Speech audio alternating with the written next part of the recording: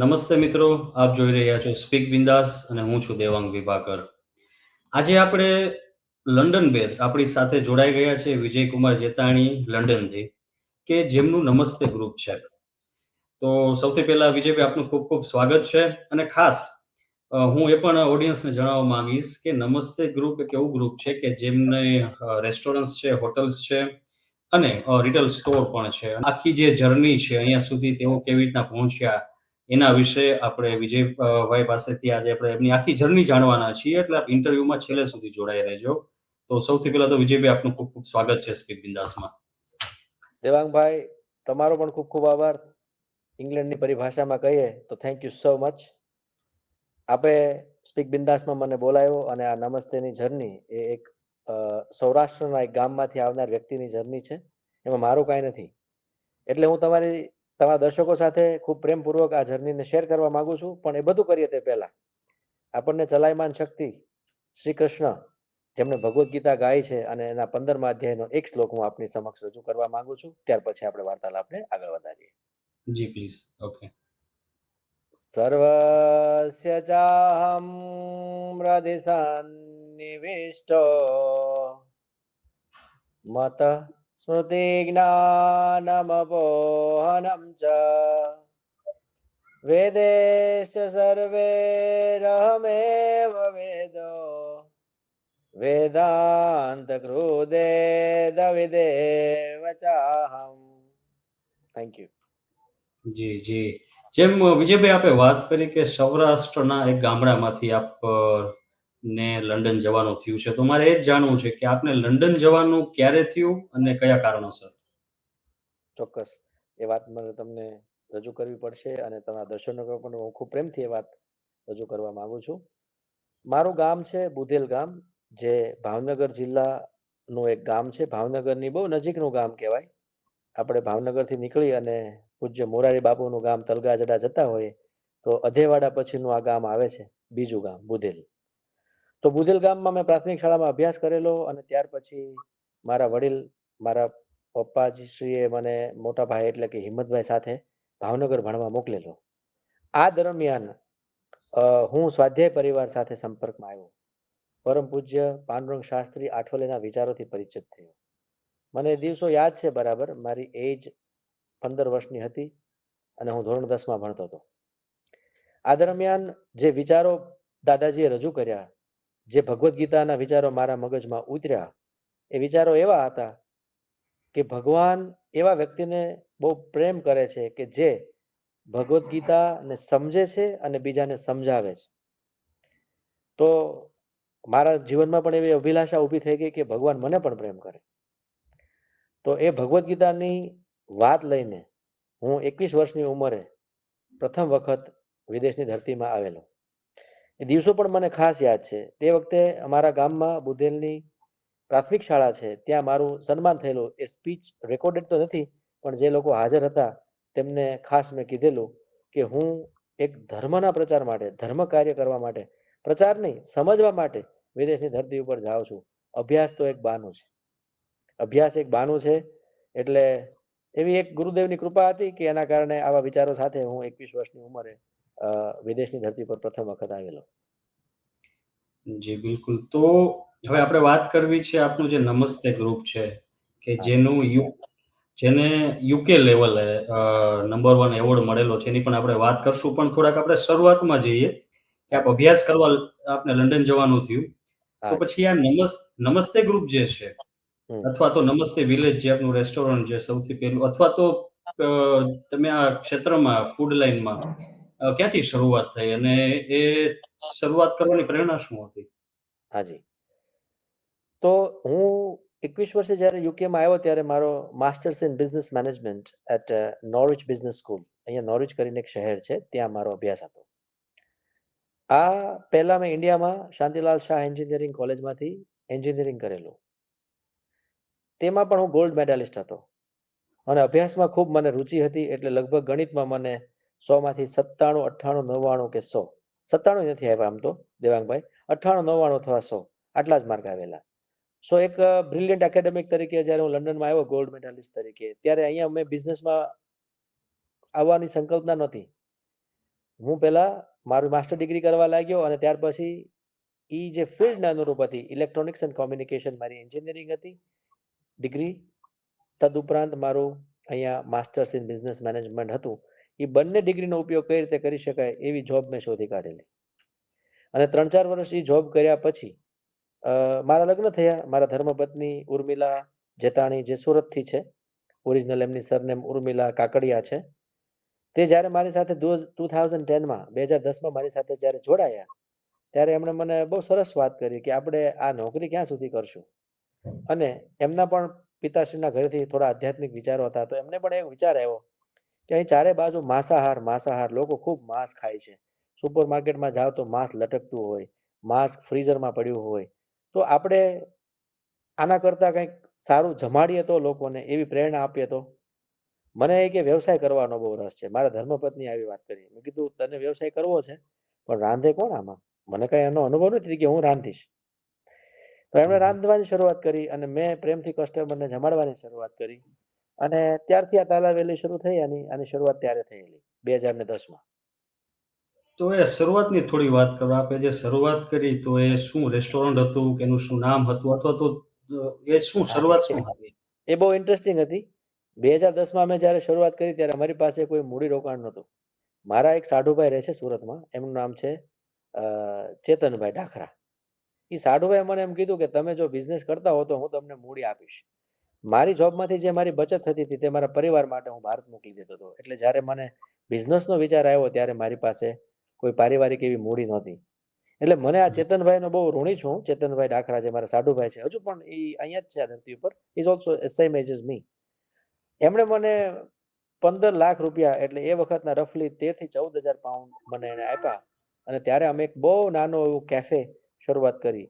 એ cafe આગળના honour ચલાવી નહોતા શકતા, એમને ચલાવવું નહોતું, એમને કસ્ટમર નહોતા. એટલે કહેવાય ને કે આપણે એક સાપ પકડ્યો, એક આગમાં હાથ નાખ્યો, પણ આપણી પાસે એ જ ઓપ્શન હતો, કારણ કે એટલે જ આપણને સસ્તું મળ્યું હતું. નહીં તો લંડનની ધરતી ઉપર 15 લાખ રૂપિયામાં સાહેબ શું બિઝનેસ થાય. પણ જે મળ્યું તે હરિની કૃપા એમ સમજીને મેં અને મારા ધર્મપત્નીએ અમે બિઝનેસ સ્ટાર્ટ કર્યો. એનું નામ અમે મારી મમ્મીના નામ ઉપરથી રાખ્યું. મારા મમ્મીનું નામ છે લીલીબેન. એ કોઈ દિવસ બહુ લાઇમલાઇટમાં ના આવે, બહુ ભણ્યા પણ નથી, પણ મને એમ થયું કે એમને ટ્રિબ્યુટ આપણે આપીએ. અમે લીલી કોફી કાફે નામનું કેફે શરૂ કર્યું, જેમાં ફક્ત 6 સીટર સિટિંગ એરેન્જમેન્ટ હતી. એટલે 6 જણા બેસી શકે. 7મો આવે તો એકને બહાર નીકળવું પડે. મોટા ભાગે નાના નાના કોફી અને સ્નેક્સ, સેન્ડવિચીસ, પાણીપુરી, મસાલા પૂરી, આ બધું અમે અમારા ઇંગ્લિશ કસ્ટમરને જમાડતા. કોઈ ઇન્ડિયન કસ્ટમર આપણા બહુ ઓછા હતા, કારણ કે નોરિચમાં ભારતીયોની વસ્તી જ ઓછી છે. પણ અમારું મકસદ પણ એ હતું કે જે લોકો ખૂબ માંસાહારી છે, જે લોકો અતિશય, જેમને એજ્યુકેશન નથી, એમને એજ્યુકેશન આપવું. અમે કોઈને ધૂતકારતા નહીં. કોઈ માંસ ખાતું હોય તો આપણે એવો જ વિચાર આવ્યો છે કે એમને કદાચ આજ સુધી કોઈએ સમજાવ્યું નથી. જો એને સમજાવવામાં આવે તો એ પણ માંસાહાર ઓછો કરી શકે. એટલે અમે કોઈ દી એમની ધૃણા ના કરતા, પણ અમે એને એજ્યુકેશન આપતા કે તમે આવું વેજીટેરિયન ભોજન ખાઈ શકો છો, જો આ કેટલું ટેસ્ટી છે. તો દેવાંગભાઈ, શરૂઆતના દિવસોમાં બહુ હાસ્યાસ્પદ ઘટના બનતી. અમે જ્યારે એમને પાણીપુરી આપતા ત્યારે એ ફોકથી ખાવાની કોશિશ કરતા. પછી અમારે એમને એ પણ સમજાવવાનું હતું કે આ ફોકથી ન ખાવાનું આવે. હવે આ જે પ્રોસેસ હતી એમાં સાથે સાથે એ દરમિયાન અમારો ઇસ્કોનના ડિવોટી સાથે પરિચય થયો. લંડનમાં ઇસ્કોનનો ખૂબ પ્રચાર ને પ્રસાર ચાલે. તો ભગવદ્ ગીતાના ડિસ્ટ્રીબ્યુશન માટે ડિસેમ્બર મહિનામાં તે વખતે એક અહીંના અત્યારે તો બહુ મોટા સ્વામી કહેવાય, સ્વયં ભગવાન કેશવ સ્વામી મહારાજ તરીકે ઓળખાય છે. તે વખતે તે એક બ્રહ્મચારી તરીકે આશ્રમમાં રહેતા હતા, લંડન આશ્રમમાં. અને એ લોકો ભગવદ્ ગીતાના પ્રચાર માટે નોર્વિચ આવેલા. તો નોર્વિચમાં અમે અમારા ઘરે રાખેલા અને કાફેમાં અમે પછી સત્સંગનું પણ આયોજન કર્યું એક વખત. તો બધાને બહુ મજા આવી. અમારા જે કસ્ટમર્સ હતા એમને અમે બોલાવ્યા. તો એ સુતાપા દાસ એમનું નામ હતું ત્યારે. એ સુતાપા દાસના સહયોગથી અમે પહેલી વાર અમારા કેફેમાં સત્સંગ પણ રાખ્યો. અને જ્યારે પહેલી વાર સત્સંગ રાખ્યો તો બધાને એટલી બધી મજા આવી, પછી અમે દર અઠવાડિયે રાખતા થયા. એટલે શરૂઆતના દિવસો આવા હતા. જી, જી, જી. તો હવે થોડાક આગળ વધીએ. આપ લીલી કોફી કાફેથી શરૂઆત કરી અને આપણે હવે આગળ વધીએ કે પછી અત્યારે જે આપના રેસ્ટોરન્ટ્સ છે એનું નામ માનો કે નમસ્તે વિલેજ, ઓમ હાજી, નોમ. એટલે શરૂઆત તો મને લાગે છે નમસ્તે વિલેજથી થઈ. That's right. હા, તો પછી અહીંયાથી એ શિફ્ટિંગ જે થયું એના વિશે થોડી વાત કરો. હાજી, બહુ બહુ સાચી વાત છે. જ્યારે આ સંતોની આવરો જાવરો શરૂ થયો અમારા ઘરે યેન કેન પ્રકારે, હવે તો એક બહુ વરિષ્ઠ વ્હાઇટ સાધુ છે, એનું નામ છે કૃપા મોયા દાસ. અમે એને કૃપા મોયા પ્રભુ કહીએ, બરાબર છે. એ કૃપા મોયા પ્રભુ એક દિવસ બ્રેકફાસ્ટમાં બટેટા પૌવા ખાતા હતા, તો મને એને બહુ સરસ વાત કરી કે વિજય, હું ધોળિયો સાધુ છું. એ ગુજરાતી પણ શીખ્યા થોડું. મેં કીધું વાહ, સરસ. અને એ કે પણ I have one problem with your name of the coffee. Y it is lily coffee cafe, you should call it નમસ્તે. ત્યારે અમને પણ વિચાર આવ્યો કે ઓહ, આનું કામ નમસ્તે રાખ્યું હોય તો સારું કહેવાય, પણ હવે એક્ઝિસ્ટિંગમાં ફેરફાર કેમ કરવો? એટલે નેક્સ્ટ ટાઈમ આપણે રાખવાનું થાય ત્યારે એ રાખશું. એટલે પછી જ્યારે વિધિન 2 years, એટલે કે એ સંતની મુલાકાત બી અમારે કાફે શરૂ કર્યાના 1.5 વર્ષ પછી થઈ હતી. એટલે 2012ની સાલમાં આપણે જ્યારે એક નવી પ્રિમાઇસીસ આપણી પાસે આવી, 25 સીટર હતું દેવાંગભાઈ, હવે થોડી અમે પ્રગતિ કરી, 6 સીટરમાંથી 25 સીટરને. તો એ પ્રિમાઇસીસનું નામ અમે રાખ્યું હતું નમસ્તે ઇન્ડિયા. હવે એમાંથી નમસ્તે વિલેજ કેમ થયું એ પણ તમને કહીશ. તો એ નમસ્તે ઇન્ડિયાની શરૂઆત થઈ 2012માં. અને જેવી એ શરૂઆત થઈ એવો રિસ્પોન્સ બહુ સારો આવ્યો, કારણ કે આપણી પાસે તો બહુ સારી પ્રોડક્ટ હતી જ, આપણી પાસે બહુ સારી રેસીપી હતી, પ્લસ એમાં અમે ભગવાન ભેળવતા હતા હવે ઇસ્કોનની સહકારથી, અને સારી ભાવનાથી લોકોને જમાડતા હતા. અમે લોકોને જમવા આવે તો જમવાની સાથે સાથે અમે એજ્યુકેશન આપતા હતા, ભેટમાં પુસ્તક પણ આપતા હતા, જેથી કરીને એ લોકો ઘરે પણ બનાવી શકે. અમે એવી લાલચ નહોતા રાખતા કે આપણે ત્યાં આવે તો જ એને વેજીટેરિયન મળે. ટૂંકમાં અમે એક માસ મુવમેન્ટનું કામ પકડતા હતા. અને ઘણી બધી સ્કૂલોમાં એ દરમિયાન હું લેક્ચર્સ માટે પણ ગયેલો છું કે વેજીટેરિયન ભોજન શા માટે આપણા માટે સર્વશ્રેષ્ઠ છે, અને શા માટે આપણે જો કમ્પ્લીટ વેજીટેરિયન ન બની શકીએ તો અમુક દિવસોમાં તો વેજીટેરિયન આપણે રહેવું જ જોઈએ. અને એમ કરતાં કરતાં અનુભવ પ્રાપ્ત કરી અને ધીમે ધીમે આપણે સંપૂર્ણપણે વેજીટેરિયન પણ બની શકીએ. આ કામ અમે સલાહથી ન કરતા, અમે એને ટેસ્ટ કરાવતા હતા. નમસ્તે ઇન્ડિયાનું ફૂડ સાહેબ એટલું બધું પોપ્યુલર થયું, 25 સીટરનું રેસ્ટોરન્ટ હતું, લોકોને યારે અમારે હાલવાની જગ્યા ન હોય, અમે ઠોહા મારતા મારતા, ધક્કો મારતા મારતા, કસ્ટમરને ક્યારેક ખાતા હોય ને એ લોકો દાળ પીતા હોય ને આપણે એનો હાથ હટી જાય, દાળ એની શર્ટ ઉપર આવે, એવા પણ પ્રસંગો બનેલા છે. પણ લોકોને એટલો ટેસ્ટ લાગતો હતો અને એટલું બધું લોકોને જમવાનું પસંદ આવતું હતું, તો અમારી સતત ત્યાં લાઈન બનેલી રહેતી હતી. હવે આમ કરતા કરતા 2016ની સાલમાં અમે આવ્યા. પછી બિઝનેસ જર્નીમાં મારો બ્રધર લંડન ભણવા આવેલો, એ પણ મારી સાથે જોડાઈ ગયો, અને એમના પત્ની દ્રષ્ટિ પટેલ અને મારો બ્રધર દલસુખ જતાણી, એ બંને પણ અમારા બિઝનેસના ઇન્ટિગ્રલ હિસ્સા બની ગયા. હવે દેવાંગભાઈ ધીમે ધીમે કરતા અમે 2016માં પહોંચ્યા. અમે ઘર લીધું, મારે ત્યાં સંતાનનો જન્મ થયો, મારા મમ્મી પપ્પા અને બધા ફેમિલી મેમ્બર્સ આવતા જતા થયા. પણ એ દરમિયાન મારો એક મિત્ર હતો સ્કૂલમાં, કેતન વઘાસિયા. અમે જ્યારે બંને સ્કૂલ એટલે અહીં લંડનની કોલેજ, અમે જ્યારે બંને અહીંયા ભણતા હતા ત્યારે એ ફાર્મસીનું ભણવા આવેલો, અને એણે ફાર્મસી કરી અને બહુ સારી ફાર્મસીની જોબમાં હતો. પણ એક દિવસ એણે મને પ્રપોઝલ એવી કીધી કે વિજય, હવે હું આ રોજ ટાઈ પહેરી પહેરીને ખરેખર કંટાળી ગયો છું, હવે કા મને જો બિઝનેસ કરવો છે, નહીતર પછી હું ઇન્ડિયા જતો રહું. તો મેં કીધું ભાઈ, બિઝનેસ કરવો હોય તો આપણી પાસે બિઝનેસ છે, આપણે મોટું કરીએ કામ, તું સાથે જોડાઈ જા. એટલે પહેલા હું અને મારા વાઈફ હતા, પછી મારો બ્રધર અને એના વાઈફ આપ્યા, એટલે 2 ફેમિલી જોડાણા. હવે મારો ફ્રેન્ડ કેતન વઘાસિયા, જે એ વખતે 55,000 પાઉન્ડની સેલરી પર હતો, એટલે કે નિયરલી 65 લાખ રૂપિયા થયા વર્ષના, બરોબર ને, એમના કોન્સેપ્ટ ગમવા લાગ્યો હતો કે આ તો બહુ સરસ છે, ભજન થાય છે, ભક્તિ થાય છે, અને સમાજનું કંઈક સારું કામ થાય છે, અને છતાં પણ વિજયભાઈ તો લક્ષ્મીવાન પણ બનતા જાય છે. એટલે કેતનભાઈએ પણ આમાં જમ્પ લાવ્યું, અને વ્યવહારિક રીતે એમણે અમને રોયલ્ટી પે કરી સારી એવી, અને પછી એને 33% સ્ટેક હોલ્ડર એ પણ બન્યા. એટલે હવે અમારા નમસ્તે ગ્રુપમાં 3 બ્રહ્મા વિષ્ણુ મહેશ જેવા, અમે તો એવી કેપેસિટી ન કહેવાય આપણી, પણ આમ જો એનાલોજી કરી હોય તો અમે myself, my brother and my friend Ketan Vaghasiya, અમે 3 ઇક્વલ પાર્ટનર બની ગયા 2016માં. અને અમારું એક નવું રેસ્ટોરન્ટ જે હવે નમસ્તે વિલેજના નામે છે, અમે પ્રોપર બ્રાન્ડિંગ કર્યું, કારણ કે નમસ્તે ઇન્ડિયા ઘણા બધા લોકોએ નામ રાખ્યું હતું, અને આપણે જો નમસ્તે ઇન્ડિયા રાખીએ તો આપણે કોપીરાઇટનો ઇસ્યુ ફેસ કરવો પડે. એટલે અમે નમસ્તે વિલેજ રજિસ્ટર્ડ ટ્રેડમાર્ક કર્યો, અને ત્યાર પછી નમસ્તે વિલેજના નામે જર્ની શરૂ થઈ 2016 જૂન 2016, બરાબર. 25 જૂન ડેટ હતી, મને ડેટ પણ યાદ છે. એટલે આવી રીતે નમસ્તે વિલેજ. આપ વાત કરતા હતા એમાં ઇસ્કોનની વાત ને આવતી હતી, એટલે મારે પણ લંડન થોડાક વર્ષો પહેલા આવવાનું થયું હતું ને ઇસ્કોન જવાનું થયું હતું. દિવસો મને યાદ આવ્યા. ને ખાસ તો આપ વિજયભાઈ જે વાત કરો છો એમાં માત્ર બિઝનેસ જે હોય એવું નથી લાગતું, એમાં ભક્તિ પણ ભળેલી છે. એટલે આપની પ્રોફાઇલ પણ હું વાંચતો તો એમાં ભોજન અને ભજન, ભજન અને ભોજન હા, આવી વાતનો ઉલ્લેખ એમાં છે. હા, તો આ બરાબર. શું છે? આ આ બહુ તમે જે સાચી વાત. કરી આ તમે જે વાત કરી રહ્યા છો એ એક આમ માત્ર બિઝનેસની વાત નથી લાગતી. 100% તો ની આનો વાત છે. બહુ આની બહુ સાથે શું સ્પિરિચ્યુઆલિટી કે ધર્મ જોડાયેલો છે? દેવાંગભાઈ, વાત તો બહુ સરળ છે. વાત કાંઈ જૂની નથી અને સૌરાષ્ટ્રના લોકો માટે કાંઈ જૂની નથી. હું ઘણીવાર અમારી ટીમ મીટિંગમાં ઉલ્લેખ કરું છું કે આપણે 2 સ્કૂલને સામસામે લઈ લો. એક લઈ લો Sorathi school of management. I repeat that. Devangbhai, અમે નામ પાડ્યું છે સોરઠી સ્કૂલ ઓફ મેનેજમેન્ટ, અને બીજી સ્કૂલ છે હાર્વર્ડ સ્કૂલ ઓફ મેનેજમેન્ટ. બરોબર ને? હાર્વર્ડ છે, ઓક્સફર્ડ છે, કે જે તમે લઈ લો તે. હવે હાર્વર્ડ સ્કૂલમાં બધી સ્ટ્રેટેજીઓ બનાવવામાં આવે છે અને અભ્યાસક્રમ બતાવવામાં આવે છે, માર્કેટિંગ આમ તેમ કરવું, ટૂંકમાં સંપન્ન ને સુખી થવા માટે તમારે આવી આવી સ્ટ્રેટેજીઓ વાપરવાની એવું બતાવે છે. સોરઠી સ્કૂલ ઓફ મેનેજમેન્ટમાં એક જ વસ્તુ કહે છે કે ભજન કરો અને ભોજન કરાવો ને ભાઈ તમને બધું મળી જશે. આપણા સૌરાષ્ટ્રના સુખનું કારણ આ છે. શું?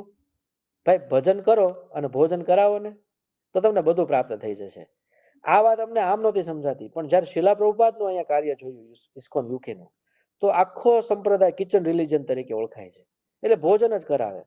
ભોજનમાં ભગવાન ભેળવીને ભોજન કરાવવાથી વ્યક્તિની વિચારધારા બદલાય છે. આ ફક્ત માન્યતા નથી, આ વાસ્તવિકતાને અમે અનુભવીશ. એટલે અમે પણ પ્રયત્ન કર્યો કે ચાલો આપણે શિલા પ્રભુપાદનું મિશનને ધંધામાં લઈ લઈએ. એટલે મિશન એટલે એવું નહીં કે એનો પ્રચાર. આપણો તો જો સ્વાર્થ છે, સમજો ને તમે. હવે બેસ્ટ મને એ પણ સમજાણું ધીમે ધીમે આ યાત્રામાં કે સૌથી સારામાં સારો સ્વાર્થ તમારે સાધવો હોય તો પરમાર્થ એ જ મોટામાં મોટો સ્વાર્થ છે. જો તમે વાહ! સારામાં સારો પરમાર્થ કરી શકો તો તમારો સારામાં સારો સ્વાર્થ સધાઈ જાય. તમારે સ્વાર્થ માટે અલગ મહેનત કરવી પડે નહીં. તો હું તમને એમ કહું કે હું મોટામાં મોટો પરમાર્થી બન્યો તો તમારે સમજવાનું કે હું મોટામાં મોટો સ્વાર્થી બન્યો. હવે એ કેવી રીતે બન્યા? તો કે પરમાર્થ આપણે 2 વાતને ધ્યાનમાં લઈને કર્યો. જે કોઈ પણ જીવ હોય, કોઈ પણ મનુષ્ય હોય, એની આ એક ફંડામેન્ટલ સ્ટ્રક્ચર છે એનું. એક એનું શરીર છે દેવાંગભાઈ, અને એક એનો આત્મા છે. આ શરીર અને આત્માથી મનુષ્ય બને છે. તમે સહમત છો આ વાત સાથે? હા, બિલકુલ. સહમત ના હો તો એ તમારો પ્રોબ્લેમ છે. હમ, હમ, હમ. કારણ કે આ કારણ સહમતિ આ વૈજ્ઞાનિક છે. શરીર હમ, અને આત્મા, આનાથી પર હમ. મનુષ્યમાં કાંઈ છે નહીં. હવે શરીરના પોષણ માટે ભોજન જોઈએ છે અને આત્માના પોષણ માટે ભજન જોઈએ છે. ઓકે. એટલે આપણા સૌરાષ્ટ્રના સંતો આ જ કહે છે કે તમે ભજન ને ભોજન કરો, તમારું બધું જ સચવાઈ જશે. અને અમને એની અનુભૂતિ થવા લાગી. અમે ભજન અને ભોજન નિસ્વાર્થ ભાવે જ્યારે કરવા મળ્યા ત્યારે અમારી સમૃદ્ધિ વધવા લાગી. અને હજુ તો શરૂઆત છે. હજી તો અમે આખી ટીમને આ લેવલ ઉપર લાવીએ છીએ. આ ક્યાં જઈને અટકે તે કાંઈ એનું માપ જ ના રહે. એટલે ભજન અને ભોજન, તમારી વાત એકદમ સાચી છે. ચોક્કસ એ અમારા ધંધાનો ઇન્ટિગ્રલ હિસ્સો છે. જી, જી. મેં આપની અને પ્રોફાઇલમાં એનો વાંચ્યું આધાર હતું. એનો હમ. આધાર આ સોરઠની સ્કૂલ ઓફ મેનેજમેન્ટમાંથી આવે છે. સોરઠી સંતો પાસેથી આવે છે. ના પણ સાચી વાત છે. આપણે તો અહીંયા અન્નક્ષેત્રો અને આપને તો ભાઈ બોલાવી અને ભોજન કરાવવાની અહીંયા પ્રથા છે 100%. કે હાલો, હાલો પ્રસાદ લઈ લ્યો. બરાબર છે. એટલે આભાર. અને એને એ એ વિચાર બીજને આપ બિઝનેસ દ્વારા અને પાછું લંડનમાં એને આપ હા. જીવી રહ્યા છો. એટલે એક આખી બહુ મોટી ઘટના છે. આ ખરેખર બહુ મોટી ઘટના છે. એમ કે આમ એટલે જ આપણે સાંભળ આ બેકગ્રાઉન્ડમાં જે ચિહ્ન છે, જો તમે, એક નવા યુગની શરૂઆત કહી શકાય સાહેબ. જો ઓકે. ભોજન ને ભજન તો ક્યારેય કોઈ પણ જીવ ઇગ્નોર ન કરી શકે. મનુષ્યની વાત જવા દો. દુનિયાનો કોઈ પણ જીવ ભોજન ને ભજન ને ઇગ્નોર ન કરી શકે. કારણ કે જ્યારે એ ભોજન ને ભજન ને ઇગ્નોર કરવા લાગે ત્યારે એનું મૃત્યુ બહુ દૂર નથી, એ નજીક જ છે. જી. આપણે બધા એ સમજીએ છીએ કે ભોજન ન કરવાથી આપણું મૃત્યુ થાય. પણ આજે હમ. મારે આ માધ્યમથી દર્શકોને ખાસ એ કહેવું છે કે ભજન ન કરીએ તો પણ મૃત્યુ થાય છે. ભલે આપણું શરીર ન પડે પણ એ મળદા જ ફરે છે. અને આ જગત માટે બોજારૂપ છે એવા જીવો જે ભજન અને ભોજન બંને નથી કરતા. ઓકે. તો વાહ! શિલા પ્રભુપાદ પણ ઇસ્કોનમાં એની જે પરંપરા છે એમાં ભોજન કરાવવાનું, કૃષ્ણ પ્રસાદમ અને કૃષ્ણ સંકીર્તમ. હવે આ વસ્તુ મારે કરવાનું મન થઈ ગયું. શિલા પ્રભુપાદના પ્રેમમાં પડ્યા અમે બધા ઇસ્કોન સાથે રહી રહીને. પણ અમારા જેવા પ્રેમીનો એ પ્રેમ અમારો પરિવાર ન સમજી શકે. અમારા પરિવારને જરૂર છે લક્ષ્મી. કારણ કે એટલા માટે જ આપણને ભણાવ્યા ગણાવ્યા છે. બધાએ ખેતીવાડીમાં મજૂરી કરી છે. એટલે એમની ઈચ્છા છે કે દીકરા દીકરીઓ ભણે અને અમને થોડુંક આર્થિક સુખ આપે. એટલે એમાં કઈ ખોટું નથી, કોઈ અપરાધ ભાવ નથી. એટલે અમારા માટે એ સમસ્યા હતી કે શિલા પ્રભુપાદનું કાર્ય કેમ કરવું, પૂજ્ય દાદાશ્રીના વિચારો કેમ લઈ જવા, અને સાથે સાથે પરિવારને પણ કેમ ખુશ રાખવો. એટલે અમે આ ભજન અને ભોજનની પરંપરાને પ્લેટફોર્મ ઉપર લાવ્યા બિઝનેસના. વાહ! હવે બિલકુલ એટલે આમાં હમ, બધું જ સચવાઈ જાય છે. પણ ઘણા ક્રિટિસાઇઝ કરે કે તમે ભજન વેચો છો, ભોજન, ત્યારે મને ગુરુ કૃપાથી એ વાત પણ સમજાણી કે વેચો કે વહેંચો એ મહત્વ નથી, એમાં ભાવ કયો છે એ મહત્વનો છે. જી, જી, દેવાંગભાઈ, જી અને એવું બની શકે બિલકુલ. કે તમે હમ, કોઈ સારી એવી ધામમાં બેઠા છો, કોઈ સારા એવા સંતની જગ્યામાં બેઠા છો, પણ એમાં ભોજન કરાવનાર કચવાયેલા મને કરાવે છે, તો એ કઈ એનું પરિણામ આવતું નથી, ભલે સંતની જગ્યા હોય. એની સામે અમારું રેસ્ટોરન્ટ છે કે કોઈ પણ એવી જગ્યા હોય કે જ્યાં ભોજન પ્રેમથી બનાવવામાં આવે છે અને પ્રેમથી કરાવવામાં આવે છે, તો એનું પરિણામ અમે જોયું છે. એટલે અમે જ અમારું પ્રમાણપત્ર છીએ, એટલે અમને આ તાલાવેલી છે.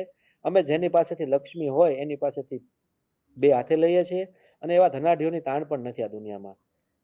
પણ હમ, કોઈની પાસે ન હોય તો એના માટે અમારી પાસે ઘણા બધા ઓપ્શન છે, પણ કોઈ અહીંયા ભૂખ્યું જતું નથી. અહીંયા એક જી, પણ વ્યક્તિ કામ કરનાર મારા માટે કામ નથી કરતો. અહીંયા સોરઠની આ પરંપરાના નિર્વાહ માટે કામ કરે છે, જેમાં જલારામ બાપા પણ સામેલ થઈ જાય. સોરઠના એક એક સંતને આ પરંપરા છે, ભજન ને ભોજન.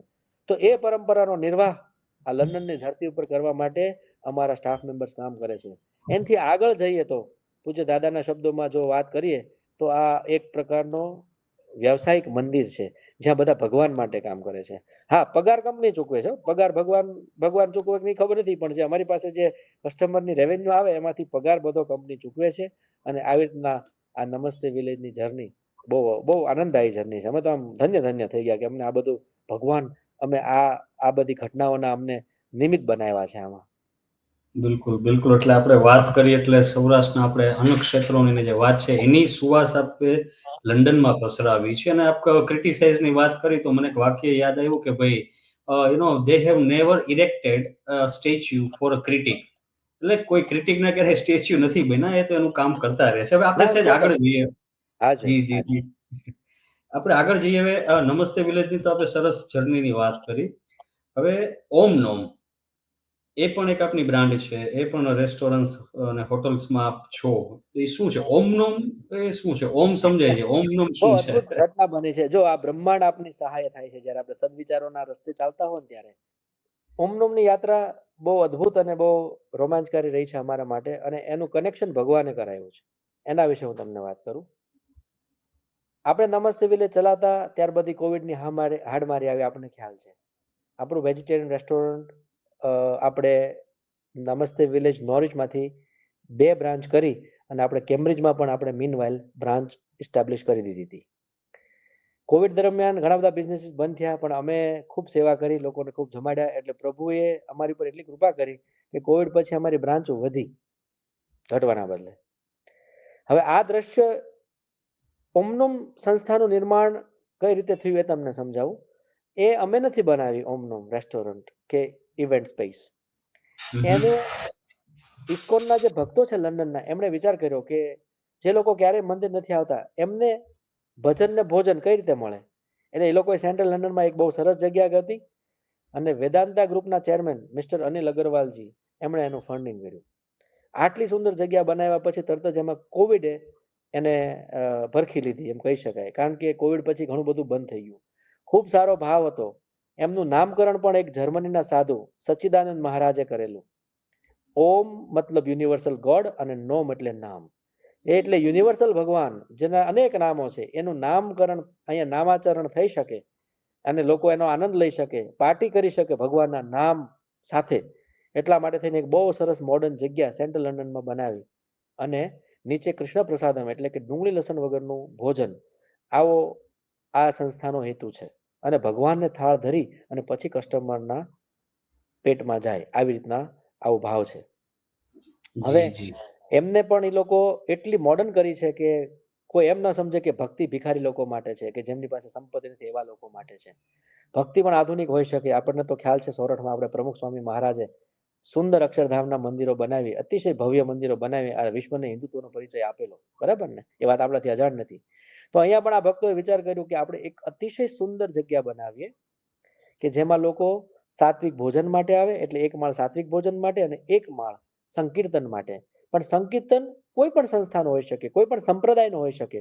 ઘણીવાર અમે કવાલી નાઇટ પણ રાખેલી છે, ઘણીવાર અમે શબદ કીર્તન પણ રાખેલા છે. એટલે વેરી ઓપન કહી શકાય કે પ્રોપર સનાતનની જગ્યા હોય એવી જગ્યા ઓમનોમ કહેવાય. બરાબર ને? જી, તો જી. આ જગ્યાને પણ કોવિડના કારણે મહામારી સહન કરવી પડેલી. તો એ દરમિયાન એ ભક્તો મારા સંપર્કમાં આવ્યા અને એમણે મને કીધું કે ભાઈ તને અનુભવ છે કે જે મૃતપ્રાય જગ્યા હોય અત્યાર સુધી તમે એમાં પ્રાણ પૂર્યા છે. તમારી નમસ્તે વિલેજની જેટલી જગ્યાઓ છે અમે બધી ડેડ જગ્યાઓ લીધેલી છે. જેને કોઈ ચલાવવા માંગતું નથી, જ્યાં ભાડું પોસાતું નથી, એવી જગ્યા અમે હસ્તગત કરીએ અને એમાં પ્રાણ પ્રતિષ્ઠા કરીએ. એટલે કે અમારું વેજીટેરિયન ફૂડ નાખીએ અને લોકોને ભાવ પ્રેમથી બોલાવવા મળીએ એટલે એ જગ્યા ધમધમતી થઈ જાય. આવું અમે અ 5-7 વાર કરી ચૂક્યા છીએ. બરાબર ને? એ બિફોર વી ગેમ ટુ ઓમનોમ. પણ ઓમનોમનું ઇક્વેશન એટલું ખરાબ હતું કારણ કે સેન્ટ્રલ લંડનમાં ભાડા બહુ હોય. એટલે મને પણ વિચાર આવતો હતો કે જવું કે ન જવું આ લોકોની હેલ્પ માટે. પણ ભગવાને એવો કંઈક અંદર વિચાર નાખ્યો કે મને એવું થઈ ગયું કે બસ મારે આ જગ્યાને બચાવવી છે. એટલે હું નોર્વિચ છોડી બિસ્તરા પોટલા પેક કરી મારા ભાઈને કીધું, પરિવારે એક મીટિંગ બોલાવી અને કીધું કે તમે લોકો સાથે બધા મળીને રહેજો. હું હવે લંડન રહેવા જાઉં છું. તો મને પૂછ્યું ભાઈઓ કે ભાઈ તું રહીશ ક્યાં? મેં કીધું ઓમનોમમાં રહીશ. તો એ કે ત્યાં ખાટલો નથી. તો મેં કીધું હું યોગા મેટ ઉપર સૂઈ જઈશ. એટલે 6 મહિના હું યોગા મેટ ઉપર સૂતો છું ત્યાં અને ઓમનોમ જગ્યાની ઉપર કાર્ય કર્યું, મંથન કર્યું. દિવસે ને રાત્રે હું ત્યાં બેઠો રહેતો. કસ્ટમર વયા જાય પછી પણ હું બેસતો. હરીને પ્રાર્થના કરતો કે આમાં હું શું કરી શકું? આને હું કેમ ધમધમતી કરું? અને ત્યાં બાથરૂમની સગવડતા લખેલી હતી એટલે ત્યાં નાહવાનું મારું થઈ જતું. એવી રીતના 6 મહિના રહીને પુરુષાર્થ કર્યો એટલે ઓમનોમના વળતા પાણી શરૂ થયા. ઓમનોમની ઇન્કમ વધવા લાગી, રેવન્યુ વધવા લાગી. જે જગ્યા એક સમયે 2 કરોડ રૂપીસનો લોસ કરતી હતી, સાંભળજો મારી વાત, 7-8 કરોડનું ઇન્વેસ્ટમેન્ટ કર્યા પછી પણ જે જગ્યાને 2 કરોડની ખાધ આવતી હતી એ જગ્યાને આજે મને કહેતા આનંદ થાય છે કે આજે એ જગ્યા પગભર થઈ ગઈ છે. હવે અમે કોઈ નુકસાની નથી કરતા અને ઓમનોમ ભજન ને ભોજનની પરંપરાના નિર્વાહમાં એક અતુલનીય અંગ બની ગયું છે. અને ત્યાર પછી એમણે હમણાં જ 1 મહિના પહેલા એટલે કે નવેમ્બર 2025માં ઓમનોમ બર્મિંગહામની પણ અમે શરૂઆત કરી છે. હવે નમસ્તે વિલેજ છે એ વેજીટેરિયન રેસ્ટોરન્ટ હતું. અમારી પાસે ભજન કીર્તન અમે વીકલી એકવાર અમારા માટે કરતા સ્ટાફ મેમ્બર્સ માટે. પણ કોઈ કસ્ટમરને સ્પેશિયલ હોલ હોય અને હોલમાં સંકીર્તન થાય એવી કોઈ ફેસિલિટી નહોતી.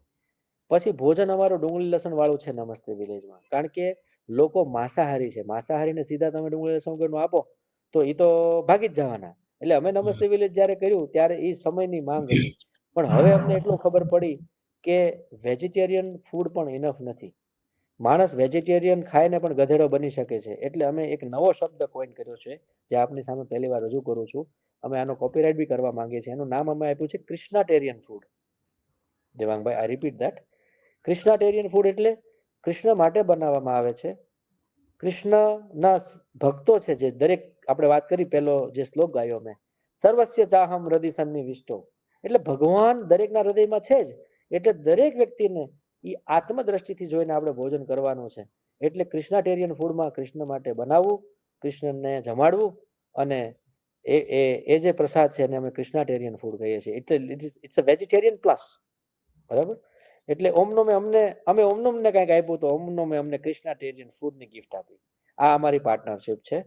3 વર્ષ સુધી અમે ઓમનોમ ચલાવી, 4 વર્ષ સુધી અમે ઓમનોમ ચલાવી. હવે એમાં અમને એઝ અ નમસ્તે વિલેજ ગ્રુપને કાંઈ મળ્યું નથી. આ એક સમજવા જેવું છે દરેક લોકોને. છતાંય અમે કોઈ દિવસ એમાં પુરુષાર્થમાં કોઈ દી કમી નથી કરી. કારણ કે અમને સનાતનનું કામ લાગ્યું અને અમારો નિર્વાહ જીવનનો નમસ્તે વિલેજની આવકમાંથી થતો હતો. એટલે આ 4 વર્ષ થઈ ગયા છે.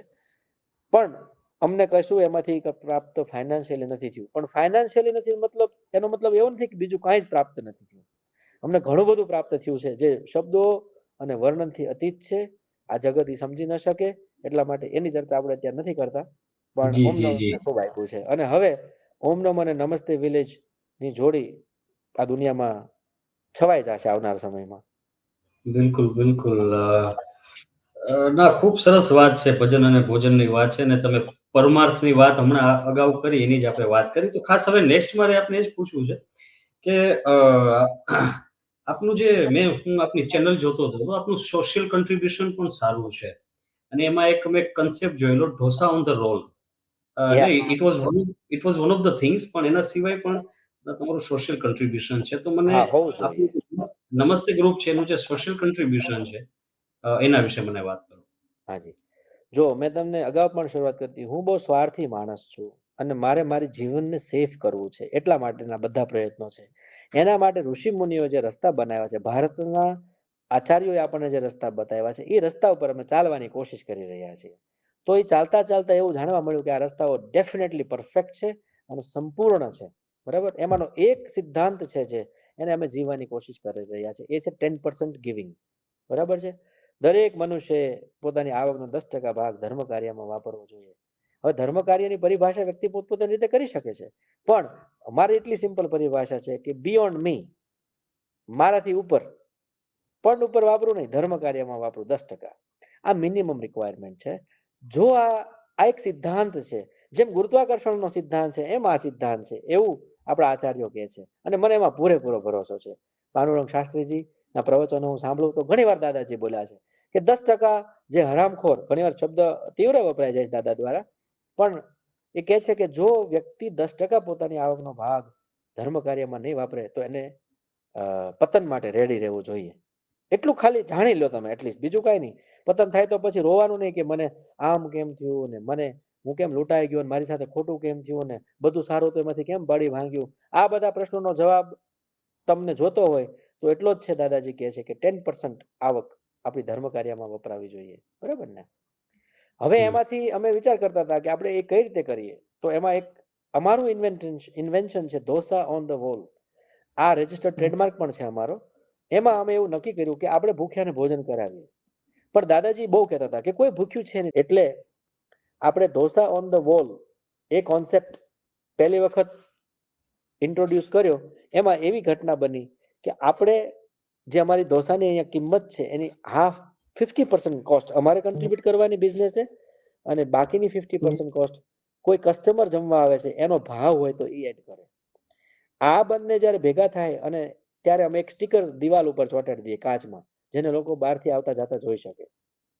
આ સ્ટીકર પકડીને કોઈ પણ વ્યક્તિ આપણું ભોજન લઈ શકે. ઢોસા ઓન ધ વોલ એટલે ઢોસોય મળે અને સબ્જી અને રાઈસ ખાવા તો એ પણ મળી જાય એમને. બરાબર, આની મજા શું છે, આમાં વ્યક્તિનું સ્વાભિમાન નથી અણાતું. અમે એને પૂછતા નથી તમે કોણ છો, તમે કેમ આ સ્ટીકર લીધું. એટલું નહીં, દેનારને એ પણ ખબર નથી રહેતી કે મેં કોના માટે કર્યું છે. નિસ્વાર્થ ભાવે, દાખલા તરીકે દેવાંગભાઈ તમે અમારે ત્યાં જમવા આવ્યા હોય અને અમે જ્યારે બિલ આપીએ ત્યારે તમે સ્વેચ્છાએ કહો કે મને 2 ઢોસા ઓન ધ વોલ આમાં એડ કરી દો. બરાબર, હવે તમને કેમ ખબર પડે? આપણા મેન્યુમાં એનું ડિસ્ક્રિપ્શન લખેલું છે. બરાબર, એટલે આપણો સ્ટાફ તમને 2 ઢોસા ઓન ધ વોલ બિલમાં એડ કરી અને તમને 2 સ્ટીકર આપે. એ સ્ટીકર તમે વિન્ડોમાં લગાડી દો. આવી રીતે અમે અહીંયા લોકોને ધર્મ કાર્ય કરવા માટે પ્રેરિત પણ કરીએ છીએ. અમે એકલા ઢોસો ખવડાવી શકીએ છીએ, અમને કોઈ તકલીફ નથી, પણ અમે એકલા ખાઈએ તો લાભ બધો અમને એકલાનો મળે, અને અમારો એ સ્વભાવ નથી. અમને લાભ પણ વહેંચવો હોય બધા સાથે. એટલે આ ઢોસા ઓન ધ વોલ નામની સ્કીમ અમે લોન્ચ કરી હતી 2016માં. આજે એ સ્કીમ તહત અમે 10,000+ મીલ જમાડ્યા છે. અમે કાઉન્સિલ સાથે પણ એની પાર્ટનરશિપ કરેલી છે આના માટે. અમને બીબીસીમાં પણ આના વિશેનો ઉલ્લેખ અને પ્રેઝન્ટેશન મળ્યું હતું. ઘણું બધું આના થકી શક્ય બન્યું છે. લોકોમાં સારી ભાવના પેદા થઈ છે. ઘણીવાર કેવા કેવા ઇમોશનલ પ્રસંગો હોય છે. એક યંગ છોકરી હતી, બ્રિટિશ છોકરી, એણે 2 વખત એક્ઝામ આપી હતી અને ત્રીજી વારમાં પાસ થઈ હતી તો એ સેલિબ્રેટ કરતા હતા. અને એમણે આ વાંચ્યું એટલે એને કીધું મારા 5 ઢોસા ઓન ધ વોલ આમાં એડ કરી દો. મેં કીધું કેમ આટલા બધા? તો કે દર વખતે હું 60 પાઉન્ડ એડ કરતી હતી કોસ્ટ ડ્રાઇવિંગ લાયસન્સ પાસ કરવાની, તો આ વખતે મારે થવાનું જ હતું, તો મારે નથી થયા, તો એટલીસ્ટ હાફ ઓફ ઇટ હું એને અડધા હું આમાં દેવા માંગુ છું. મેં કીધું વાહ. એટલે અને સત્કાર્યનું તો હંમેશા પરિણામ છે, નહીં તો ભગવદ્ ગીતા અને કૃષ્ણનું અસ્તિત્વ ના રહે આ જગત માટે. સત્કાર્યનો હંમેશા બદલો છે. એટલે આવી રીતના અમે આ ધરતી પર લોકોને સત્કાર્ય થાય અને જે ભૂખ્યા છે એમને ભોજન મળી રહે એવા વિચાર સાથે અમે dosa on the wall launch કરેલું અને બહુ સક્સેસફુલ સ્કીમ છે. ત્યાર પછી અમે ગોધાર્મિકના પરિચયમાં આવ્યા. મારો મિત્ર છે હનુમાન દાસ, જેનું બહુ સરસ સેવાકીય કાર્ય ચાલે છે. ગોધાર્મિક આખા વિશ્વમાં ચાલે છે. હનુમાન દાસે મને એવું કીધું એક વખત કે વિજય, લંડન ઓમનમમાં અમારે એક વખત મીટિંગ થઈ હતી. મને કે અમને યાર ભોજન દેવાળા કોઈ મળતા નથી. અમારે સિમ્પલ પ્રસાદ, અમારે ચેરિંગ ક્રોસ કરીને એરિયા છે લંડનમાં, ત્યાં અમારે પ્રસાદ દેવો હોય છે, પણ અમને કોઈ ભોજન રેગ્યુલર બનાવી દેવું નથી. મેં કીધું તું મને વાત કરે છો ભરપૂર એટલે હું જ કરી દઉં તો બીજું શું. કે હા, all will be so good. મને કે ત્યારે અમે 2022થી અમે ગોધાર્મિક માટે દર ટ્યુઝડેના 200 મીલ બનાવીએ છીએ. એ મિલ અમે આપી દઈએ એમને, અને એમના વોલેન્ટિયર્સ છે એ ડિસ્ટ્રીબ્યુટ કરતા હોય છે સેન્ટ્રલ લંડનમાં. એની તહત અમે અત્યાર સુધીમાં 50,000 મીલ આપી દીધા છે. એ કારણ કે રેગ્યુલર છે દર ટ્યુઝડેના. અને એમાં પણ ભગવાન ભળે છે. એટલે અમે ભગવાનને એવી પ્રાર્થના કરીએ છીએ કે જે આ ભોજન જમે તે ભલે આ જન્મમાં દરિદ્ર હોય, પણ હે પ્રભુ, તું આવતા જન્મમાં એને દરિદ્ર ન રાખતો, અને આ જન્મમાં આ ભોજન કરીને સારા વિચારો તું એને આપજે. દેવાંગભાઈ, જ્યારે અમે આ ભોજન નહોતા આપતા ત્યારે ગોધાર્મિકના હનુમાનદાસ મને કહે છે કે અમારે ઘણીવાર સુપર માર્કેટમાંથી ફૂડ લાવવાનું આવતું, અને સુપર માર્કેટ વાળા માંસ પણ આપે. હવે એક બાજુ અમારું ટાઇટલ ગોધાર્મિક અને અમારે માંસ જખ મરાઈને પીરસવું પડતું હતું, તો અમારી બહુ અગવડતા પડતી હતી. તો તમે અમારા માટે આ બહુ સારું કાર્ય કર્યું, અને આજે અમે હવે ગોધાર્મિકનું બર્મિંગહામમાં સેન્ટર છે, ત્યાં પણ અમે એનું કાર્ય લોન્ચ કરશું. દેવાંગભાઈ, અનેક અનેક ભજન ને ભોજનની પરંપરાની વાત થાય તો એનો તો કોઈ અંત નથી, પણ હજુ એક મારે તમને શ્રોતાઓને ખાસ કહેવું છે કે ઘણા બધા વિદ્યાર્થીઓ છે, લંડનની અનેક યુનિવર્સિટીમાં કૃષ્ણા કોન્શિયસ સોસાયટીઓ ચાલે છે, કેસી ક્લબ કહેવાય લોકોને. એ કેસી ક્લબમાં એ લોકો જ્યારે છોકરાઓ, યંગ છોકરાઓ, જે યુનિવર્સિટીના સ્ટુડન્ટ છે, એ લોકો જ્યારે ભેગા થાય ત્યારે એમને પણ ભોજનની બહુ અગવડતા પડતી હતી. તો એમણે કીધું કે અમારી પાસે એટલા બધા પૈસા ના હોય, પણ હાવ ન હોય એવું નથી. તો અમે એને 3 પાઉન્ડ પર મીલ લઈને અમે ઓક્સફર્ડ યુનિવર્સિટીમાં, કેમ્બ્રિજ યુનિવર્સિટીમાં, લંડનની UCL, university college of London, આ બધી યુનિવર્સિટીમાં અમારો પ્રસાદ રેગ્યુલર વિદ્યાર્થીઓ માટે જાય છે. આનો એકમાત્ર લાભ છે સાહેબ કે અમે એમાં ભગવાન મેળવવાની કોશિશ કરી રહ્યા છીએ, અને જે જમે છે એના જીવનમાં એ ભગવાન ઉજાગર થાય છે. બરાબર? એટલે આ ચાલ્યા કરે છે, આનંદ કરીએ છીએ બધા. અને ખાસ તો આપણે વાત કરી એક્ટિવિટીઝની, તો હું એ પણ જોતો હતો કે ભાઈ આપણા અહીંના ભારતના, ગુજરાતના સંતોને ત્યાં આવતા હોય છે. તો એનું પણ આપની સાથે કનેક્શન છે. મેં ફોટોગ્રાફ્સ પણ જોયેલા. તો એ શું છે? કારણ કે આપણે હમણાં શ્રી પ્રમુખ સ્વામીજીનો ઉલ્લેખ કર્યો. હાજી. તો તેના સિવાય પણ આપનું એસોસિએશન સંતો સાથે છે, એ શું છે? હા, 100% સાહેબ. મેં તમને કીધું દેવાંગભાઈ, મને ક્યારેય આપણી અલગ અલગ પરંપરાઓમાં મને વિભિન્નતા દેખાણી નથી. મને એટલું જ લાગ્યું કે આ બધા મહાપુરુષો એક જ ઈશ્વરને સાક્ષાત્કાર માટે, એક જ ઈશ્વરની અનુભૂતિ આ જગતના જીવોને થાય એના માટે એ લોકો પ્રયત્નશીલ છે. તે વાહ! પછી શીલા પ્રભુપાદ હોય કે પાનમંગ શાસ્ત્રીજી હોય કે પ્રમુખ સ્વામી મહારાજ હોય કે પછી આર્ટ ઓફ લિવિંગના શ્રી શ્રી રવિશંકર હોય કે પછી ઈશા ફાઉન્ડેશનના જગ્ગી વાસુદેવ હોય, અમે બધા સાથે કામ કરીએ છીએ. કારણ કે અમે પણ એ જ કેટેગરીના કહેવાય ને, ભજન ને ભોજનની પરંપરાનો નિર્વાહ કરીએ. એટલે જ્યારે જ્યારે એમના આપણા શહેરોમાં જ્યારે એમના આગમન હોય ત્યારે અમે સેવાનો અવસર ન ચૂકીએ. અને ખાસ અનુકૂળતા એટલે થાય છે કે અમારા ભોજનમાં ડુંગળી લસણ હોતા નથી, અને બધું જ ભગવાનને ધરીને અમે જમાડીએ છીએ. એટલે સહજમાં સંતોને પણ આ ભોજન વધારે રુચિકર લાગે છે. તો હું તમને અમુક પ્રસંગો એવા છે, 2022ની સાલમાં કેમ્બ્રિજ યુનિવર્સિટીમાં જ્યારે પૂજ્ય મોરારી બાપુની કથા બેઠી હતી, ત્યારે અમારી ટીમે પૂજ્ય બાપુને રીંગણનો ઓળો, રોટલા, મારા મમ્મી એ વખતે ઇન્ડિયાથી આવેલા, અને બહુ સરસ પાપડ ને છાશ ને આ બધું જમાડ્યું હતું. તદુપરાંત તે દરમિયાન ઘણા બધા સાધુ સંતો આવેલા. એટલે નિરંજન પંડ્યા ફોર એક્ઝામ્પલ અમારી સાથે હતા, અને અમે ત્યારે સાધુ સંતો માટે અમારું કેમ્બ્રિજનું રેસ્ટોરન્ટ હતું, એના દ્વાર ખોલી નાખ્યા હતા. પછી તો બધાને એટલો બધો મજા આવતી હતી, અને સામે જમવાનું થોડું સિમ્પલ પડતું હતું, અને અમારે પાછું જમાડવું હતું. એટલે 9 દિવસ ઘણા બધા લોકો અમે સાથે પ્રસાદ લેતા હતા. અને સાધુ સંતોને પ્રસાદ જમાડીએ તો એમાં કોઈ દી આપણી નુકસાની તો છે જ નહીં. આ પણ એક સિદ્ધાંત છે, આ પણ એક પ્રિન્સિપલ છે. સિદ્ધાંતોમાં આપણે માનીએ કે ન માનીએ એનાથી સિદ્ધાંતને ફરક પડતો નથી. તો અમે જમાડતા જઈએ છીએ, અને અમારી સમૃદ્ધિ વધતી જાય છે. દર વર્ષે બે ત્રણ ઓમ નોમ કે નમસ્તે વિલેજ બને છે, અને હજુ તો ક્યાં જઈએ નક્કી નહીં. આ બધા એટલા બધા આશીર્વાદ મળે છે દેવાંગભાઈ, વાત જવા દો. જી, જી, જી. ને આપણા ખાસ હા, જે બીજા ગુરુદેવ શ્રી શ્રી રવિશંકરજી, લંડનની બહુ પ્રખ્યાત હોટેલ છે, જે ટોલેસ્ટ હોટેલ કહેવાય છે અહીંયા. એ ત્યારે શાળ નામ છે એનું. એ શાળમાં જ્યારે ગુરુદેવ રોકાણ હતા ત્યારે પણ અમને એ પ્રસાદનો અવસર મળ્યો, અને આ લોકો અમને ગોતી લે છે. બધામાં કરતા હરતા ભગવાન જ છે. એ જ બધાને પ્રેરણા આપી અને અમને ગોતી લે. અમારે એટલો બધો પ્રયત્ન નથી કરવો પડતો. જી, જી, ઈશા જી. ફાઉન્ડેશનનું અમે મિરેકલ્સ ઓફ માઇન્ડ કરીને પ્રોગ્રામ માટે અમારી જગ્યા આપીએ છીએ. દેવાંગભાઈ, મિરેકલ્સ ઓફ માઇન્ડ 7 મિનિટનું મેડિટેશન છે, સદગુરુ જગ્ગી વાસુદેવે એ બનાવેલું છે. તો એના માટે એ લોકોને જગ્યાની જરૂર હોય તો એમને આ ઓમનોમ જ અનુકૂળ આવી શકે. કારણ કે બીજી બધી જગ્યાએ વાઇબ્રેશન સારા ના હોય, બીજી જગ્યાએ માંસાહાર થતો હોય, પ્રાણીઓ કપાતા હોય, અને ભગવાનને થાળ ન ધરાતો હોય, એટલે સહજમાં લોકોને ઓમનોમનું આકર્ષણ હોય છે. એટલે તમારી એકદમ વાત સાચી છે કે સાધુ સંતોની જ્યારે આ ધરા ઉપર મુલાકાત હોય તો ઘણા ખરા અવશ્ય ઓમનોમ અને નમસ્તે વિલેજની મુલાકાત લે છે. હાલમાં જ હું તમારી સાથે જ્યારે વાત કરી રહ્યો છું ત્યારે ગિરનારી બાવો નિરંજન પંડ્યા કેમ્બ્રિજ હિન્દુ મંદિરના નિર્માણ માટે અત્યારે યુકેની ધરતી ઉપર વિચરણ કરે છે અને અમે અલગ અલગ શહેરોમાં સોરઠની સંતવાણી અને નમસ્તે વિલેજનું ભોજન, ઓમનોમનું ભોજન અમે અત્યારે બધાને જમાડી રહ્યા છીએ. આ જગ્યા વાહ! ઉપર જ્યાં હું બેઠો છું ત્યાં જ ગઈકાલે ભવ્ય સંતવાણીનો કાર્યક્રમ થયો. હું તમને એની ક્લિપ પણ મોકલાવીશ. અને હવે પછી પ્લીઝ, પ્લીઝ. લંડનમાં 2 થી 3 કાર્યક્રમો છે, બરાબર, કેમ્બ્રિજ જી, હિન્દુ જી. ટેમ્પલના નિર્માણ માટે. જી, અને ખાસ વિજયભાઈ, મેં એક આપનો ફોટો પણ જોયો. એટલે ઘણા બધા સેલિબ્રિટીઝ પણ હવે નમસ્તે વિલેજથી પરિચિત છે, જેમાં યુકેના ધી ધેન પ્રાઇમ મિનિસ્ટર આપણે રિશી સુનક, એમની બરાબર. સાથેનો આપનો ફોટો હતો. તો આવા ઘણા બધા સેલિબ્રિટીઝ હું માનું છું ત્યાં સુધી નમસ્તે વિલેજ અને ઓમનોમની તો મુલાકાત લીધેલી છે. એકદમ સાચી વાત છે. મેં તમને કીધું એમ કે એક સત્કાર્ય બીજા સત્કાર્યમાં, બીજામાંથી ત્રીજું, એની તો લાઈન જ લાગે છે. એમાં અમે ભાવથી કરીએ છીએ અને કોઈ દિવસ કઈ ઘટ પડતી નથી. આ મોટા મોટી વાત છે. તો prime minister of UK then Rishi સુનાકે એમની ટીમને જણાવ્યું, અમને લેટર મળ્યો. હું પણ શોકમાં હતો તમારી જેમ, કે પ્રાઇમ મિનિસ્ટર અહીંયા કઈ રીતે આવશે, આપણે એને શું સ્વાગતા સ્વાગતા કરીશું. પણ એમણે કીધું કે તમે જે કાર્ય કરો છો આ ચેરિંગ ક્રોસમાં દર ટ્યુઝડેના 200 લોકોને જમાડો છો, એ અમારા ધ્યાનમાં આવ્યું છે. તો મારે ખીચડી બનાવવા આવું છે, ખીચડી પ્રસાદમ. તો વિડીયો ક્લિપ પણ મારી પાસે છે. તો રિશી સુનાકે આપણા ઓમનોમના કિચનમાં ખીચડી બનાવી હતી અને આવું અમને સન્માન મળેલું છે. So it was amazing. આપણા માટે ખરેખર માન્યમાં આવે એવી વાત નહોતી. હમણાં જ્યારે આપણે બર્મિંગહામનું ઓપનિંગ થયું ત્યારે બર્મિંગહામના મુસ્લિમ મેયર છે, તે પણ આપણે ત્યાં કિચનમાં આવીને રસોઈ બનાવી ગયા છે. એ પણ ફોટો મારી પાસે છે, હું તમને શેર કરીશ. અને ત્યારે એમણે બહુ જબરદસ્ત સેન્ટેન્સ આપ્યું હતું. એ વાત હું આ દર્શકો સાથે શેર કરવા માંગુ છું. એ મેયર સાહેબ, એમનું નામ અત્યારે મને યાદ નથી, પણ you can check it on the website. એમણે કીધું, ઇંગ્લિશમાં બોલ્યા હતા, એટલે I will have to switch back to English નાઉ.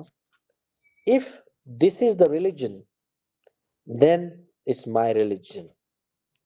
જો આ ધર્મ હોય તો આ જ મારો ધર્મ છે, આવું બોલ્યા હતા. કારણ કે પહેલા એમણે સંકીર્તનમાં ભાગ લીધો હતો, ત્યાર પછી એમણે પ્રસાદ લીધો હતો અને પ્રસાદ બનાવ્યો હતો, એટલે ખૂબ રાજીપો વ્યક્ત કર્યો હતો.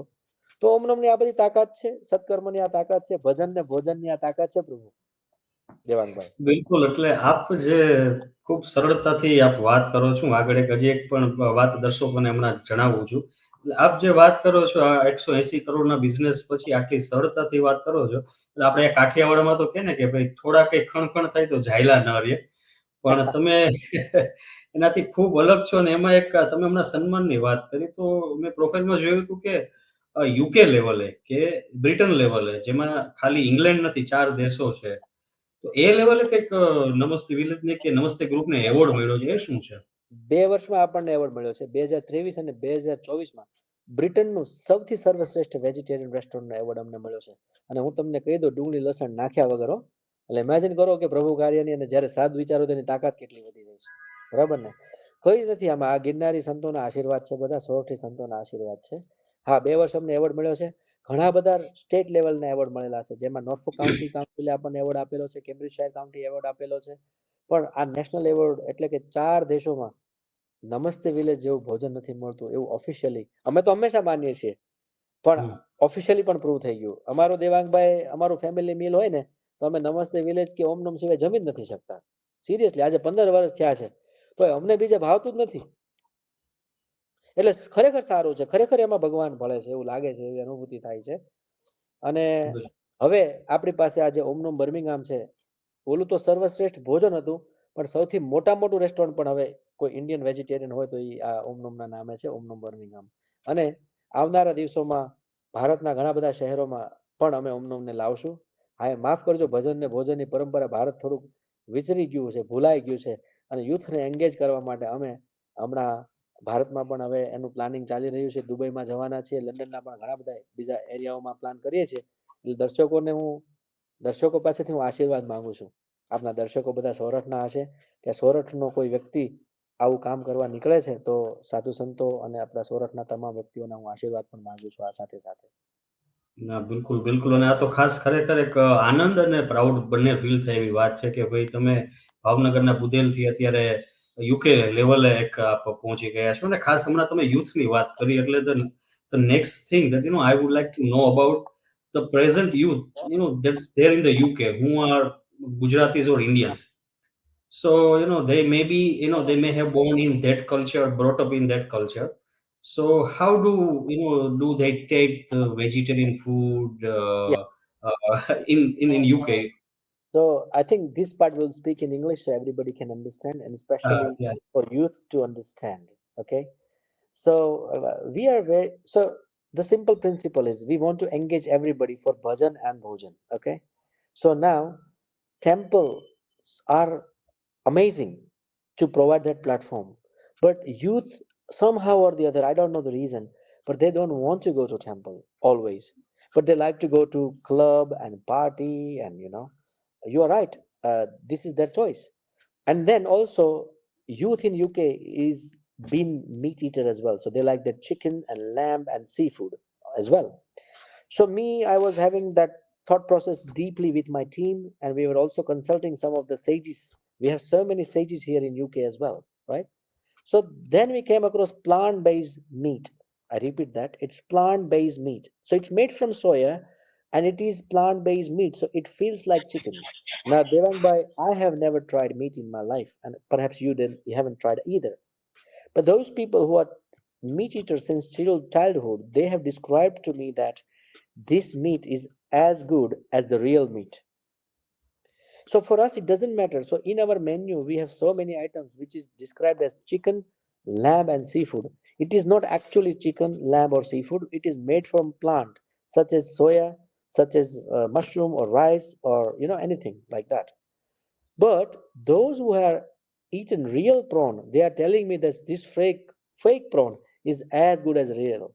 So now we can go anywhere, including Dubai or America, because we have this plant-based meat and people don't know the difference. So we are introducing it in our business very thoughtfully, very gradually to attract the youth. And since we have done that, the favorite dish among youth is a chili chicken we do in our restaurant and chicken bites. Youth of London dies for that dish, but this is not actually meat. Forget about meat. There is no onion and garlic in it as well. So Devang, you have to come and try that, my friend. Of course, it's this is something new and very interesting for me to even understand and digest. I That's right. mean, It is very interesting. right.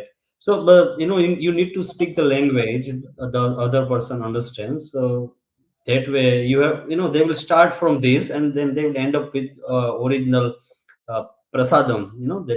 That we call the Absolutely. prasadam portion. अभी Right. Right. Devang भाई मुझे थोड़ी थोड़ी बॉलीवुड याद आ रही है. बॉलीवुड में एक Okay. मूवी है, लव के लिए साला कुछ भी करेगा.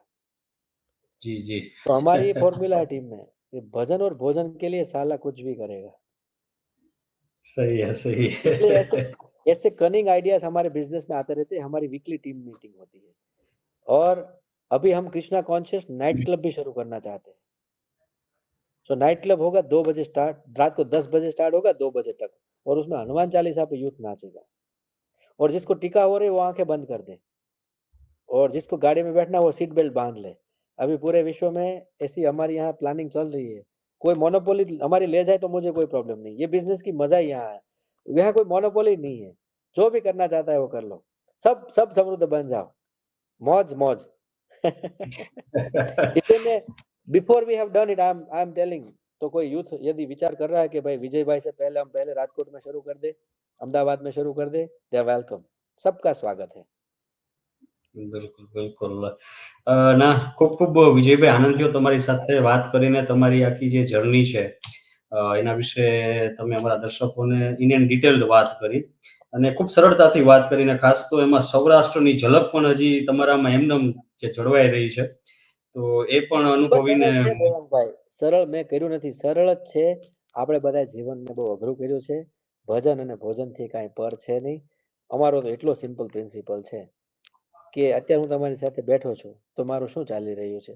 ભજન ચાલી રહ્યું છે, ભોજન ચાલી રહ્યું, અને કાંઈ ન હાલતું હોય તો એ વસ્તુ મૂકી દેવાની. જો આ બેમાંથી એક હોય, ભજન અથવા ભોજન, તો એ કરે જવાનું. હવે આટલું સિમ્પલ છે. આટલું મનુષ્ય સરળ જીવન ભગવાને આપ્યું છે. આ ધરતી ઉપર આપણે સજા કરવા માટે થોડા આપ્યા છે, લેર કરવા માટે મોકલ્યા છે. પણ આપણે બધા અવળા રવાડે ચડી ગયા છીએ. એટલા માટે થઈને આપણને દુખાલય એમ લાગે છે. પણ અમારા ગુરુદેવ કહેતા હતા હંમેશા કે આ જગત છે ને એ ઈશ્વરે નિર્માણ કર્યું છે, એના સંતાનો માટે નિર્માણ કર્યું છે. અહીંયા જાત જાતની વાનગીઓ બનાવી છે, જાત જાતના પશુ પક્ષીઓ બનાવ્યા છે, કેટલા સરોવરો છે, કેટલા જળાશયો છે, કેટલા સમુદ્રો છે, કેટલા પર્વતો છે. આ બધું ઈશ્વરે સુખ માટે, રમવા માટે, પ્રેમ માટે નિર્માણ કર્યું છે. પણ આપણે એટલા બધા બુદ્ધિશાળી બની ગયા છીએ આપણે આજે, કે આ બધું ભૂલી અને માથું પટકાડીને ભટકાઈએ છીએ, રોઈએ છીએ અને પાછા ફિલોસોફીના ક્લાસ જીકીએ છીએ કે અહીંયા માયા છે. અરે કાંઈ માયા નથી. ભજન ને ભોજન સમજી જાવ ને, આ જગત તમને બહુ રોમેન્ટિક લાગશે. That's it. Very simple. અને ખાસ તો તમારી વાતથી તો એવું લાગે છે કે જે ભૌતિકતા છે એટલે પૈસો છે અને સ્પિરિચ્યુઆલિટી છે એટલે અધ્યાત્મ છે. ઈ બેયને તમે સાથે લઈને ચાલો છો. ચોઈસ જ નથી, કોઈ પાસે ચોઈસ નથી. આજ હું તો ડિક્લેર કરું છું ઓફિશિયલી, પણ આપણા બિઝનેસમેનો લઈ લો, દેશના રતન ટાટાને લઈ લો. રતન ટાટા મુશ્કેલ છે કેવું કે આધ્યાત્મિક વ્યક્તિ હતા કે બિઝનેસમેન હતા. તમે આપણા હયાત વ્યક્તિ ગોવિંદ કાકાને જોઈ લો. હું ગોવિંદ કાકાને બહુ માનું છું, ગોવિંદભાઈ ધોળકિયા, જે આપણા SRK ડાયમંડ્સના છે પ્રણેતા. તો એમને ગોવિંદ કાકાને હું બહુ માનું છું. ગોવિંદ કાકાને જોઈ લો તમે, અધ્યાત્મ વગર શક્ય નથી. અધ્યાત્મ વગર જો દેવાંગભાઈ આપણને મળશે તો પણ તે ટકવાનું નથી અને આપણો વિનાશ કરવાનો છે. આ બ્રહ્મ સત્ય છે. આને સ્વીકારે તો એને ધન્યવાદ, ન સ્વીકારે તો નુકસાની માટે રેડી રહેવાનું. જી, જી, જી. ચોઈસ નથી. બિલકુલ, બિલકુલ. ખૂબ આનંદ થયો વિજયભાઈ, મને પોતાને તો, અને આપણા દર્શકો છે એને પણ ખૂબ બધી વાત જાણવા મળી હશે. એટલે આપણા ટાઈમ ડિફરન્સ, હું રાજકોટ છું, તમે લંડન છો, એ બધું આપણે મિક્સઅપ કરી અને ખૂબ સરસ આપણી કન્વર્સેશન થઈ, વાતચીત થઈ. આઈ તો લવ એ ધીસ બદલ દેવાંગભાઈ. જી, જી, જી. થેન્ક યુ, અને ફરી આપણે પાછા મળશું. આપ ઇન્ડિયા ક્યારે આવો તો રૂબરૂ મળીએ. બસ એક વાત સાથે હું વાતને વિરામ આપું છું. આ જર્ની સરળ પણ છે અને થોડી મુશ્કેલ પણ છે, પણ મુશ્કેલીને સરળ કરનાર મારો પરિવાર છે. આમાં બહુ અમારા જે મારા ધર્મપત્ની ઉર્મિલાબેન કાકડિયા અને મારા બ્રધરના વાઇફ દ્રષ્ટિબેન પટેલ, આ બંને મહિલાઓએ પ્લસ અમારી માતાઓએ દેશમાંથી હંમેશા આવીને અમને સપોર્ટ કર્યો છે. કેતનભાઈના ધર્મપત્ની રુધિકાબેન વઘાસિયા છે, તો એ પણ જ્યારે પ્રેગ્નન્ટ હોય ત્યારે પણ એમણે કોઈ દિવસ પ્રસાદ બનાવવાનું ચૂક્યું નથી. ખૂબ પરસેવો પાડ્યો છે, પણ એ પરસેવો પાડતા પાડતા કોઈ દિવસ થાક નથી લાગ્યો. આ પણ એક અદ્ભુત વાત છે. આમાંથી એટલી બધી અદ્ભુત શક્તિ મળે છે. અને અમારો એકલાનો અનુભવ નથી. આજે 200 થી 250 જણાને આ અનુભવ થાય છે કે આરું આરું આપણે કામે આવે તો કામ જેવું લાગતું જ નથી. એટલે ભગવદ્ ગીતાનો આ સિદ્ધાંત છે, જે એની ચર્ચા કરી અને એની રજૂઆત કરી અને આપણે ફરી વખત વાતને હું પૂરી કરું છું. જેમાં 18મો જી, જી. અધ્યાય આખી ભગવદ્ ગીતા ગવાઈ ગઈ ત્યારે છેલ્લા શ્લોકમાં એનો સાર છે. અદ્ભુત છે, બહુ સરળ છે. એ શ્લોક હું તમારી સામે રજૂઆત કરું છું. અને ભગવદ્ ગીતાથી જે શરૂઆત કરી હતી એ આપણે ભગવદ્ ગીતા સાથે એને અંત કર્યા વાળા હતા આપણે. બરાબર. જી, જી. યત્ર યોગેશ્વર કૃષ્ણ, યત્ર પાર્થ ધનોર્ધર, તત્ર શ્રી વિજયોર્ભૂતિ ધ્રુવા નીતિર્મતિર્મમ. ફરી વખત રિપીટ કરું, મને બહુ ગમે છે. બહુ પોએટિક વર્સ છે. યત્ર યોગેશ્વર કૃષ્ણ, યત્ર પાર્થ ધનોર્ધર, તત્ર શ્રી વિજયોર્ભૂતિ ધ્રુવા નીતિર્મતિર્મમ. એટલે અહીંયા જ્યાં ભગવાનની ઉપસ્થિતિ છે અને જ્યાં ધનુર્ધારી પાર્થ છે, આ બે ડેડલી કોમ્બિનેશન છે. આ બંનેનું કોમ્બિનેશન થાય તો એ પોતે જ એક એટમ બોમ્બ છે. દેવાંગભાઈ, જી. ભગવાનની ઉપસ્થિતિને પ્રથમ પ્રાધાન્ય આપ્યું છે આ શ્લોકમાં. આ શ્લોકના જો સિક્વન્સ બદલવામાં આવે તો અર્થમાં કઈ ફરક નથી પડતો, પણ સિક્વન્સમાં પહેલો ભગવાન મૂક્યો છે. હું આ શ્લોકને જો હું અલગ રીતે ગાઉં તો ઓવરઓલ એનો મિનિંગ નહીં બદલાય, તમે સમજો, પણ સાયકોલોજી આખી બદલાઈ જાય છે. એટલે આ શ્લોક આપણે એમ કહીએ યત્ર યોગેશ્વર કૃષ્ણ અને યત્ર પાર્થ ધનુર્ધર, એમની બદલે આપણે એમ ગાઈએ યત્ર પાર્થ ધનુર્ધર, યત્ર યોગેશ્વર કૃષ્ણ, તત્ર શ્રી વિજયોર્ભૂતિ ધ્રુવા નીતિર્મતિર્મમ. તો આપણને નુકસાની છે. જ્યાં હું પહેલો અને ભગવાન પછી, હું એટલે કહેતા અર્જુન, હુંની જરૂરિયાત છે, યોદ્ધાઓની જરૂરિયાત છે, બિઝનેસમેનની જરૂરિયાત છે. બિઝનેસમેનને જ સંઘર્ષ કરવાનો છે, પણ એકલો હું અથવા તો પહેલો હું તો આપણો વિનાશ નિશ્ચિત છે, અથવા તો આપણને ધાર્યું પરિણામ નહીં મળે. પણ જો યત્ર યોગેશ્વર કૃષ્ણ, આ પ્રિન્સિપલ છે, આ સિદ્ધાંત છે, this is a science. Yogeshwar કૃષ્ણએ આ સિદ્ધાંત આપ્યો છે આપણને. યત્ર યોગેશ્વર કૃષ્ણ, યત્ર પાર્થ ધનુર્ધર, તત્ર શ્રી વિજયો ભૂતે ધ્રુવા નીતિર્મતિર્મમ. તો ત્યાં શ્રી એટલે કે લક્ષ્મીનો પહેલો વાસ છે. ત્યાં બધું જ ઉપલબ્ધ છે. જ્યાં ભગવાનની ઉપસ્થિતિ છે અને કર્મયોગી પાર્થ છે. અહીંયા કર્મયોગી પાર્થને પણ હું બહુ ઇમ્પોર્ટન્સ દેવા માંગુ છું. અતિશય જી ઇમ્પોર્ટન્ટ છે. અને ભગવાન કહે છે હું તો લડવાનો જ નથી, હું તો પ્રેરણા જ આપીશ. આઈ એમ યોર કોચ અને you are the doer. I am your coach, you are my Virat Kohli, you hit the sixes, I teach you how to do it. બરાબર. એટલે પાર્થ ધનુર્ધરને કોઈ દિવસ અવગણી નહીં શકાય.